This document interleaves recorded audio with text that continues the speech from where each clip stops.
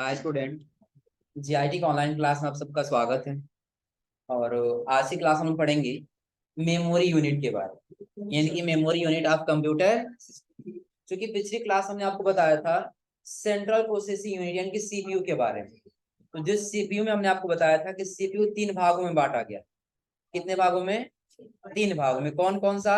तो पहले हमने आपको बताया था क्या, यानी कि हमारा सीपीयू था, और सीपीयू को हमने कितने भागों में बांटा था? 3 भागों। 3 भाग कौन कौन सा था?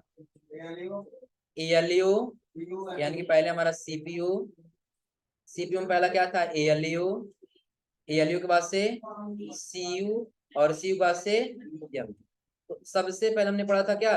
एएलयू यानी कि अर्थमेटिक लॉजिक। अब अर्थमेटिक लॉजिक यूनिट का फंक्शन क्या था कि ये सिर्फ क्या करेगा? अंक गणितीय या तार्किक जैसे संचालन करेगा, कंट्रोल करने का कोई काम नहीं करेगा। इसके 2 सेक्शन थे। कौन कौन सा? एक अर्थमेटिक सेक्शन और दूसरा लॉजिक सेक्शन। आ रहा समझे ना? अर्थमेटिक क्या करेगा? सिर्फ कैलकुलेशन करने का काम करेगा। और लॉजिक का क्या करेगा कि वो जो 2 डॉक्यूमेंट हो उसको मर्ज करने का काम या तो क्या कंपेयर करने का काम, ये कौन करेगा? लॉजिक। और उसका हमने पढ़ा था सीयू यानी कि कंट्रोल यूनिट, कि अगर जो आप अपने कंप्यूटर से किसी अपने एक कंप्यूटर किसी एक यूनिट को किसी दूसरे कंप्यूटर में ट्रांसफर कर रहे हैं, उसको कंट्रोल करना हो, या आप अपने कंप्यूटर में कोई डाटा का काम कर रहे हैं उसको कंट्रोल करना है, ये सारा काम कौन करेगा? सी। और आगे हम लोग पढ़ रहे थे क्या? एमयू यानी कि मेमोरी यूनिट। तो जो आज हम लोग जानेंगे कि मेमोरी यूनिट क्या है और इसका कैसे इस्तेमाल किया जाता है। तो सबसे पहले ध्यान दीजिए, एमयू यानी कि मेमोरी यूनिट। तो लगभग लगभग सभी लोग जानते होंगे कि मेमोरी क्या होता है, इसका इस्तेमाल हम लोग क्यों करते हैं। लगभग सबको पता होगा ना कि मेमोरी यूनिट क्या है, कि जिसका इस्तेमाल डाटा स्टोर करने के लिए करते हैं। इसलिए करते हैं हम लोग डाटा स्टोर करने के लिए। अब देखिए, सबसे पहले आपको कुछ डिवाइसेस दिया गया, जैसे एचडीडी दिया गया है, एसएसडी, फ्लैश ड्राइव, सीडी या डीवीडी, रोम, डिस्केट, एक्सटर्नल एचडीडी, और उसके बाद दिया गया है, ये सभी हमारे प्रकार के क्या है? मेमोरी डिवाइस हैं। इसमें सबसे पहले देखिए दे रहा है यहाँ पे, कंप्यूटर में जब हम कोई डाटा अस्थाई या अस्थायी रूप से स्टोर करते हैं तो वह कंप्यूटर की मेमोरी में स्टोर होता है। अस्थाई और अस्थाई का मतलब क्या है? एक परमानेंट बेस पे हो जाएगा, और एक क्या होगा? कुछ समय के लिए टेम्पररी हो जाएगा। जैसे कि अगर हम कुछ डेटा स्टोर कर दिए तो जब तक हम डिलीट नहीं करेंगे वो डिलीट होने वाला नहीं है, वो हमारा क्या है? परमानेंट। और कुछ ऐसे डेटा जो हम काम कर रहे हैं और कुछ समय के बाद से अपने आप क्या हो जाएगा? डिलीट हो जाएगा, वो हमारा क्या है? Temporary memory. अब यानी कि चाहे आप अस्थायी रूप से स्टोर करिए और चाहे आप अस्थायी रूप से स्टोर करिए, वो सभी डाटा आप कहाँ स्टोर करते हैं? मेमोरी में स्टोर होता है। अगर इस आधार पर हम यह कह सकते हैं कि मेमोरी वह पैलेस है जहां हम अस्थायी या अस्थायी रूप से डाटा स्टोर करते हैं। कि कंप्यूटर एक ऐसा स्थान है कि जहां पे हम अपने डाटा को क्या करते हैं? अस्थायी रूप से या अस्थायी रूप से स्टोर करते हैं, वही हमारा क्या कहलाता है? कंप्यूटर मेमोरी कहलाता है। और आगे कह रहा है, मेमोरी में स्टोर किया गया डाटा 0 या 1 के रूप में परिवर्तित हो जाता है। किसके रूप में परिवर्तित हो जाएगा? 0 या 1 के रूप में। और आगे कह रहा तथा ये 0 तथा 1 को संयुक्त रूप से बाइनरी डिजिट यानी कि बिट कहा जाता है। यानी कि ध्यान दीजिए, सबसे पहले हमने आपको बताया था कि जब कंप्यूटर चलने जाएगा तो वो आपका प्रोसेस क्या होगा, यही बताया था हमने ना। तो पहले होगा इनपुट, और इनपुट बस क्या होगा? प्रोसेस, और प्रोसेस के बाद क्या होगा? आउटपुट। अब ध्यान दीजिए, यहाँ पे समझिए पहले कि जब भी हम इनपुट देते हैं, हम किस लैंग्वेज में इनपुट देते हैं? सिंपली अपनी लैंग्वेज में देते हैं, जिस लैंग्वेज को हम समझ सकें। क्या करेंगे? या तो किसी ऑडियो के जरिए देंगे, या तो किसी वीडियो के जरिए देंगे, या तो फिर क्या करेंगे? किसी फोटो के माध्यम से देंगे, या तो कोई टेक्स्ट डेटा के माध्यम से। इसी के माध्यम से देते हैं ना। वो डेटा लेता तो आपकी ही लैंग्वेज में, लेकिन वो ट्रांसफर कर देता है किस लैंग्वेज में? जिसको हम लोग बोलते हैं बाइनरी। क्या बोलते हैं? बाइनरी। और बाइनरी डिजिट होता है 0, यानी कि 0 और क्या होता है? 1 होता है। आ रहा समझे ना? जैसे लगभग सभी लोग मैथ में लॉसा या मौसा पढ़े होंगे ना। जब लोग डिवाइड करते हैं तो लास्ट में कितना बचता है? या तो 0 या तो दोनों से ही कोई एक कोई बचता है ना। या तो 0 बच जाएगा, फिर कितना आ जाएगा 1 आ जाएगा। आप कोई भी नंबर उठाइए, आप उसको काटते हुए चले जाइए, तो लास्ट में कितना बचेगा आपका 0 कॉमा। उसी बेस पे आपका कंप्यूटर क्या करता है, कैलकुलेशन करता है। क्या करता है, उसी बेस पे कैलकुलेशन करता है कि आप दीजिए किसी लैंग्वेज में, लेकिन वो समझेगा किस लैंग्वेज में, बाइनरी। बाइनरी में समझेगा, बाइनरी में स्टोर करेगा, और बाइनरी में क्या करेगा, आउटपुट निकालेगा। लेकिन जब आपके वो आउटपुट डिवाइस पे आता है ना, तो क्या होता है, जिस लैंग्वेज में हम इनपुट दिए रहते हैं उसी लैंग्वेज हमको आउटपुट दिखाई देता है, किसी और लैंग्वेज में दिखाई नहीं देता। जैसे सपोज करिए आपने अपनी आवाज को माइक्रोफोन के माध्यम से क्या कर लिया, रिकॉर्ड कर। किसके माध्यम से, माइक्रोफोन के माध्यम। जो हम बोलते हैं और वो रिकॉर्ड करते हैं अपने अंदर, तो आप लोग देखते होंगे आपके कंप्यूटर में जब जाता है ना, तो केबी, एमबी या जीबी के रूप में स्टोर होता है। किसके रूप में स्टोर होता है, केबी, जीबी या तो एमबी के। वही डेटा आपका क्या होता है, बाइनरी 0 कॉमा, दिख रहा है सबको ना। अब देखिए सबसे पहले बाइनरी डिजिट से ही मिलके आपका केबी, एमबी, जीबी बनता है। कैसे, तो अभी हम आपको बताएंगे कैसे बनेगा। और फिलहाल आगे देखिए कह रहे हैं यहाँ पर, यह कंप्यूटर मेमोरी, कंप्यूटर की मेमोरी को मापने की सबसे छोटी इकाई होती है। यानी कि सबसे छोटी इकाई देखा है हमारे कंप्यूटर मेमोरी की, वो क्या होता है 0,1। सबसे छोटी इकाई क्या होता है 0,1। और अगर 8 बिट मिलकर एक बाइट बनाते हैं। यानी कि जब आपके, यानी कि 0,1 होगा ना, ये आपका एक बाइट क्या होगा, सॉरी एक बीट होगा। क्या होगा, एक बीट। और जब ये एक बीट को 4 बार मिलाया जाएगा, तब जाके आपका ये क्या बनेगा, एक बाइट बनेगा।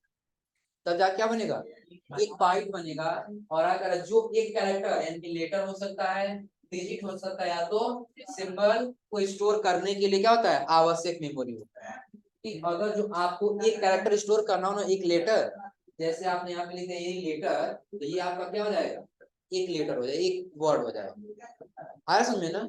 इस एक वर्ड को आपके कंप्यूटर में स्टोर करने के लिए कम से कम कितना जगह होना चाहिए, एक बाइट होना चाहिए। कितना होना चाहिए, एक बाइट। अगर चाहे आपका एक लेटर हो सकता है, चाहे एक डिजिट हो सकता है, चाहे एक सिंबल। चाहे आप ऐसे लेटर लिखिए, चाहे आप ऐसे डिजिट लिखिए, 0 या 1 या 2 3 जो भी लिखना लिखिए, या कोई सिंबल। आ रहा समझे ना। और फिर आगे कह रहा है कि कंप्यूटर की मेमोरी को मापने के लिए निम्नलिखित विभिन्न यूनिट निम्नलिखित होते। जैसे आप लोग सबसे पहले जानते होंगे क्या, अब देखिए आप कह रहे हैं 0,1 मिलके क्या होता है आपका बाइनरी, इसको क्या बताया था। अब यही जब आपका 4 बिट्स मिलेगा तब क्या बनेगा, एक निबल बनेगा। और जब यही 4 बिट, ये कितना 8 बिट्स मिलेगा तब क्या बनेगा, एक बाइट। और आज कह रहा है जब यही आपका एक बाइट जो बना हुआ है ना, कितना बाइट, जो एक बाइट बना हुआ है, या 1024 बाइट जब मिलेगा, तब जाके आपका कितना बनेगा, एक केबी बनेगा। यानी जिसको बोलेंगे क्या, किलो बाइट। क्या बोलेंगे, किलो। और उसका दिया है कि अगर जो आपका 1024 केबी मिलेगा, तब जाके क्या बनेगा, एक एमबी यानी कि एक मेगाबाइट। और वही अगर जो आपका 1024 MB मिलेगा, तब जाके क्या बनेगा, एक गीगाबाइट यानी कि एक। और अगर जो 1024 GB मिलेगा, तब आपका क्या बनेगा, एक टेराबाइट यानी कि एक TB। तो कंप्यूटर मेमोरी की सबसे छोटी यूनिट होती है 0,1, और सबसे बड़ी इकाई होती है क्या, TB। क्या होता है, TB। यानी कि सबसे छोटी इकाई क्या होगा, बीट होगा, और सबसे बड़ी इकाई क्या होगा, टेराबाइट। क्लियर सबको ना। ये कंप्यूटर की मेमोरी होते हैं। जैसे आप लोग देखे होंगे ना, सिंपली एक हम उदाहरण समझते हैं। सब लोग फोन चलाते हैं ना, इंटरनेट यूज करते हैं। तो जब हम इंटरनेट यूज करते हैं ना, तो जब हमारा 1 KB से नीचे जाता है, हम लोग देखते हैं ना कि 0,1 या 0,2 या 0,3 ऐसे करके स्पीड दिखाता है। आ रहा समझ में ना। और जब इससे ज्यादा कुछ बढ़ता है, वो दिखाने लगता है 1 KB, 2 KB, यही दिखाता है ना। 1 KB की स्पीड दे रहा है, या 2 KB या 3 KB या 10 KB, 50 KB, 100 KB ऐसे दिखाता है ना। तो कब जाके 1 MB में होता है, तो जब हमारा 1024 KB जब मिल जाएगा ना, तब जाके वहां पे कितना स्पीड देगा, 1 MB। कितना स्पीड देगा, 1 MB। ये कंप्यूटर मेमोरी की इकाई होते हैं कि कैसे कैसे आपके डेटा क्या किए जाएंगे, मापे जाएंगे। आ रहा समझे ना। क्योंकि अगर जो हम यहाँ पे ये कहें कि 0,1 मिल करके हमारा एक बिट बन रहा है, तो अगर वही हम यहाँ पे 1024 GB लिखे हैं, 1024 किससे मिलकर बना है, 0, यानी कि हमारा निम्बल बना किससे, बिट से। बाइट भी बना तो किससे, 0,1 से। उसका के भी बना तो किससे, 0,1। एम भी बना तो भी किससे, 0,1। और एम हमारा टी भी यानी कि टेराबाइट बना तो भी किससे, 0,1। तो जो भी हम काम करेंगे अपने कंप्यूटर में, वो जहां स्टोर करेगा, जिस पैलेस पे स्टोर करके रखेगा, वही पैलेस हमारा क्या कहलाता है, मेमोरी कहलाता है। क्या कहलाता है, मेमोरी। और ये मेमोरी के यूनिट है जिसमें अपने मेमोरी को क्या कर सकते हैं, माप सकते हैं। आ रहा समझे ना। जैसे हो सकता है कि आप एमबी में ले या जीबी में ले या केबी में ले या टीबी में ले, जिसमें लेना चाहते हैं आप अपने यूनिट को ले सकते। अब देखिए सबसे पहले हम आते हैं कि आखिर हमारे कंप्यूटर मेमोरी को कितने भागों में बांटा गया। तो कितने भागों में बांटा गया है, 2 भागों में। पहला क्या है, प्राइमरी मेमोरी, और दूसरा सेकेंडरी मेमोरी। पहला क्या है, प्राइमरी। अब प्राइमरी के बाद लिख दे रहा है प्राइमरी या तो इंटरनल, और यहाँ दे रहा है सेकेंडरी या तो एक्सटर्नल। तो पहला मैं यहाँ पे आपको बता दे, फिर हम लोग आगे बढ़ते हैं। प्राइमरी या इंटरनल का मतलब क्या होगा। तो जब हम कंप्यूटर खरीदे और उसमें हमारे कंप्यूटर के अंदर जो मेमोरी पहले से ही लगा है, वो हमारा क्या कहलाता है, प्राइमरी मेमोरी, या हम उसको इंटरनल मेमोरी बोलते हैं। जैसे उदाहरण के तौर पे आप लोग समझ लीजिए, सभी लोग जब फोन खरीदते हैं तो उसमें सबसे पहले रैम देखते हैं। क्या देखते हैं, रैम देखते हैं। क्या रैम हम बाहर से अपने फोन में लगा सकते हैं, नहीं लगा सकते ना। वो हमारे कंप्यूटर में हो या फोन में पहले से क्या होता है, लगा हो। या हम ये कह सकते हैं कि ऐसी मेमोरी जो हमारे कंप्यूटर सिस्टम के मदरबोर्ड से जुड़ी होती है, वो हमारी क्या कहलाती है, प्राइमरी मेमोरी कहलाती है। क्लियर सबको ना। मदरबोर्ड से जोड़ने का मतलब क्या होगा कि जब हम कोई भी फोन लेंगे ना, तो एक क्या होता है, प्लास्टिक का कुछ ऐसे प्लेट होता है, और इसी प्लेट के अंदर बहुत सारे आईसी लगाए गए होते हैं, जो हमारा कंप्यूटर उसी के माध्यम से क्या करता है, काम करता है। तो जो इसमें पहले से ही फीड किए गए होंगे, वो हमारी कौन सी मेमोरी कहलाएंगे, प्राइमरी में। तो फिर ये सेकेंडरी मेमोरी या एक्सटर्नल मेमोरी क्या है, कि आवश्यकता पड़ने पर हम जो उसको बाहर से लगाते हैं, वो हमारा क्या कहलाता है, सेकेंडरी मेमोरी कहलाता है। जैसे ध्यान दीजिए कि अभी आपने एक फोन खरीदा जिसका इंटरनल उसमें मेमोरी कितना दिया है, 64। मान लेते हैं कितना दिया है, 64।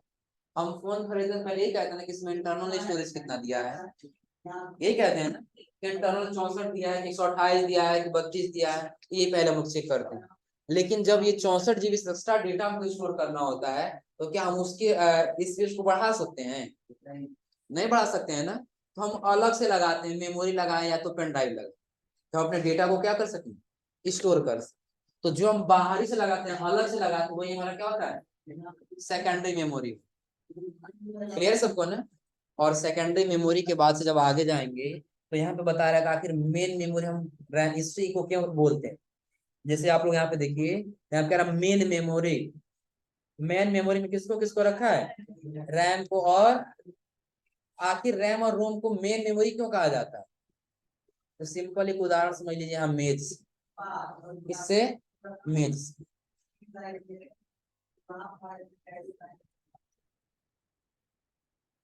मेज पे लिखा गया टेक्स्ट सबको दिख जा रहा है ना, पीछे तक दिख रहा है सबको। ऊपर क्या लिखा गया है, रैम, उसके नीचे वर्चुअल मेमोरी, और उसके बाद से हार्ड ड्राइव। तो समझिए सबसे मेन मेमोरी रैम को ही क्यों कहा जाता है, कि अगर हमको कोई भी काम करना हो ना, सिंपली समझिए एक मेज है, क्या है, मेज। और जो फाइल अगर जो रखना होगा तो हम किसके अंदर रखेंगे, अलमारी के अंदर। इसको हम लोग क्या बोलेंगे, अलमारी बोलेंगे, जिसके अंदर हम लोग रखेंगे। आ रहा है समझे ना। जब काम कर रहा हो तो हम इस अलमारी से क्या करेंगे, अपने डॉक्यूमेंट को निकालेंगे और इसको पूरी सतह पे रखेंगे और अपना काम करेंगे, यही करेंगे ना। तो अब ये समझिए, हम अपने कंप्यूटर पे काम करते हैं ना, वो सारा डाटा स्टोर किसके अंदर होता है, हार्ड डिस्क के अंदर स्टोर होता है। किसके अंदर स्टोर होता है, हार्ड डिस्क के अंदर। और जब उस डेटा को ओपन करने जाते हैं, वो डेटा किसके ऊपर ओपन होता है, रैम के ऊपर। अब सपोज करिए कि यहाँ से और जो ऊपरी वाली सतह को हम हटा दें और उसके ऊपर रखें कुछ काम करने के लिए, तो कर पाएंगे, नहीं कर पाएंगे ना। तो क्या वो हमारे जो हमारा मेज है, वो मेज का उसका स्ट्रक्चर रह जाएगा, नहीं रहेगा ना। सेम उसी प्रकार से जब हम कंप्यूटर में जाते हैं, तो कंप्यूटर में जो भी काम करते हैं, वो सारा काम किसके ऊपर होता है, रैम के ऊपर होता है। किसके ऊपर होता है? रैम के ऊपर। जैसे एक चीज और समझ लिया, आप लोग ये करते हैं ना कि फोन यूज करते हैं तो कहते हैं कि हमारा फोन हैंग करते हैं ना, ऐसा क्यों होता है समझ लीजिए। तो अगर जो आप ये जो एक मेज देख रहे हैं, मेज जितना सामान रखने के लिए जगह है आप उतना सामान रख लेंगे। तो एक्स्ट्रा सामान यदि आपको रखना तो आप कहाँ रखेंगे? तो उसके लिए बनाया वर्चुअल मेमोरी। क्या बनाया है? Virtual memory. कि जैसे आप इसमें देखें तो रैक को निकालेंगे और कुछ सामान आप उस पर क्या करेंगे? रखेंगे और फिर उसको क्या करेंगे? अंदर रखेंगे, हो जाएगा ना। तो इसको हम बोलते हैं वर्चुअल मेमोरी। कि आवश्यकता पड़ने पर कुछ खाली स्पेस को हम यूज कर सके, वो हमारा क्या है? Virtual memory. जब हम कंप्यूटर पे काम करते हैं ना, देखिए क्या होता है। सपोज करिए हमारा कंप्यूटर है और उसका स्पेस दिया कितना जीबी? 2 GB। मान लेते हैं कितना दिया है? 2 GB। तो जितना जगह है उतना ही एप्लीकेशन यूज करने देगा ना। अब एप्लीकेशन आपके कंप्यूटर में जगह है कितने जीबी का? 2 GB का। हो सकता है कि 2 GB आपने यूज कर लिया और 2 GB यूज करने के बाद से 100 MB 200 MB 400 MB एक और एप्लीकेशन आपने ओपन कर, एक और एप्लीकेशन आपने एक्स्ट्रा क्या कर लिया? ओपन। तो उसके लिए वो क्या करेगा? वर्चुअल मेमोरी का इस्तेमाल करेगा। इसका इस्तेमाल करेगा वर्चुअल मेमोरी। आ रहा समझे ना। लेकिन जितना वर्चुअल मेमोरी स्पेस दे सकता था उसने दिया। अब उसके बाद से यदि आप एक्स्ट्रा डेटा देंगे तो वहीं पे आपका कंप्यूटर या फोन क्या करने लगता है? हैंग करने लगता है। आ रहा समझे ना। लेकिन अब ध्यान रखिए 2 GB का इसका जगह है और आप इसमें 1 GB 2 GB से कम ही डेटा दीजिए ना, तो आपका फोन कभी फोन हो या कंप्यूटर हो कभी हैंग नहीं करे। आ रहा समझे ना। जैसे एक और उदाहरण ले लीजिए कि अगर हम एक रोड ले, क्या कर लिए? एक रोड ले, हमने क्या किया? ऐसे समझ लिया कि एक इधर से आने के, एक इधर से जाने के लिए और एक इधर क्या है? आने के। एक वाहन इधर से जा सकता है और एक वाहन उधर से क्या हो सकता है? आ सकता है। और इसी पे हम क्या करें कि एक वाहन इधर से भेजा और एक वाहन इधर से आने दें, कुछ प्रॉब्लम होगा कि नहीं होगा? होगा ना। जब क्रॉसिंग का समय आएगा तो वहां पे दोनों लोग की स्पीड को क्या करना होगा? कम करना है। दोनों की स्पीड को क्या करना होगा? कम करना होगा। ताकि ये क्या करेगा? अपना इधर फुटपाथ वाला जगह पकड़ेगा और ये इधर क्या करेगा? अपना फुटपाथ वाला जगह पकड़ेगा, तब तो क्रॉस कर पाएंगे ना, तभी तो हो पाएगा ना। सेम इसी प्रकार से हमारे कंप्यूटर में भी होता है कि अगर जो आपका जगह 2 ही GB है और उसमें 3 GB का डेटा देंगे तो वहां पे आपके कंप्यूटर को क्या करेगा? रोक देगा, हमारे पास ज्यादा जगह नहीं। और जगह भी ना हो, सपोज करिए कि जितना साइज ये है उतना ही साइज का इधर से भी आ रहा है इधर से भी जा रहा है, क्या दोनों आगे निकल पाएंगे? वहां पे क्या करना होगा? उसको रुकना हो। आ रहा समझे ना। एक जब पीछे जाएगा तभी दूसरा आगे जाएगा, चाहे ये जाए और चाहे। उसी प्रकार से हम अपने कंप्यूटर में अगर जो दो एप्लीकेशन ऐसे यूज कर रहे हैं तो एक जब क्लोज करेंगे तभी दूसरा हमारा क्या करेगा? प्रॉपर वर्क करेगा। तो इसीलिए रैम को क्या कहा जाता है? कंप्यूटर का मेन मेमोरी कहा जाता है। कंप्यूटर में रैम को क्या कहा जाता है? Main memory. और वर्चुअल मेमोरी देखा जाए तो एक्चुअल में कोई मेमोरी नहीं होता है। वर्चुअल मेमोरी एक्चुअल में कोई मेमोरी नहीं है। वो क्या है? तो जो आपने ये हार्ड डिस्क लिया है ना, इसी हार्ड डिस्क का कुछ जगह को क्या करेगा? ये रैम के साथ अवेलेबल करा देगा कि जो आप यहाँ काम कर रहे हो यहाँ पर भी अपना काम कर सकते हैं। क्लियर सबको ना? कोई दिक्कत इसमें? उसके बाद हमारा आता है क्या? जो अभी हमने आपको बताया computer memory unit. Memory unit की सबसे छोटी इकाई क्या होती है? 0,1, जिसको हम लोग क्या बोलते हैं? बाइनरी या तो। और सबसे बड़ी इकाई क्या होती है? टीबी यानी कि टीरा। अब देखिए 1 TB हो जाएगा ना, तो 1 TB से आप जितना भी लेंगे ना वो टीबी ही आएगा, उससे ज्यादा नहीं आएगा। चाहे 1024 TB लीजिए तो भी 1024 TB ही कहलाएगा, चाहे आप 10,024 लीजिए तो भी टेराबाइट ही कहलाएगा। आ रहा समझ में ना। अब देखिए इसके बाद हमारा आता है क्या? Primary memory. जो अभी हमने बताया कि मेमोरी को कितने भागों में बांटा गया है? 2 भाग। कौन कौन? प्राइमरी मेमोरी और सेकेंडरी। तो पहले इतना नोट कर ले, फिर आगे हम लोग बढ़ते हैं। बाकी कुछ लोग नोट किए होंगे।